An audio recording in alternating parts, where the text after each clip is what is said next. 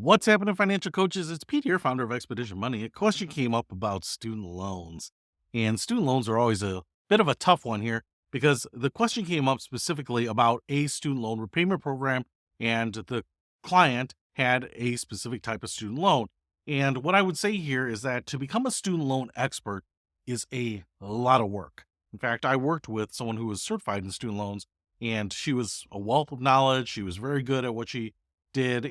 I want to say there are some certifications that people can get that kind of give you knowledge around that, whether it's FAFSA or college financial aid or public service employee organizations and whatnot. But my understanding about student loans is that there are a ton of different types, federal and private, etc. And there are a ton of different types of repayment programs, including the new SAVE program, which was added in this year.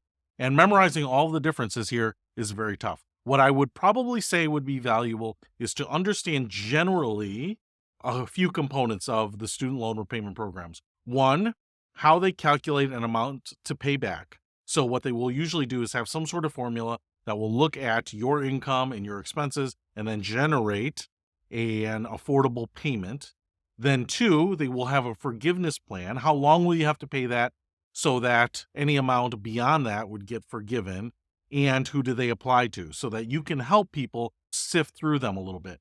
One of the things that I would say is that on financialaid.gov, I think, and some of the other student loan websites, there are some cheat sheets, some grids that have the different programs and some of the features. Once you understand essentially how the student loan repayment programs calculate the payment and the payment length and which loans they apply to, I think you'll have a basic enough understanding of the programs to just explain it to people and then help them use some of those grids to figure out exactly what applies to them. This has come up in a number of different cases when I have worked with school districts. There's a couple programs that are going to be specifically geared towards teachers. So I would come in with information specifically on those.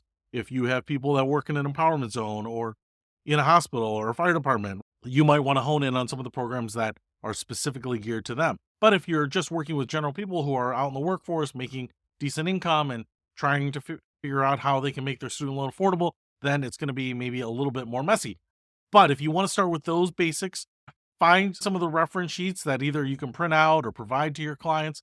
I think those would be a big help when you are talking about student loans because they can be very detailed and very laborious to figure out. And I would say that unless you are focusing on these a lot, it's probably not worth becoming an expert on all the intricacies. Hopefully that helps. I'll see you later.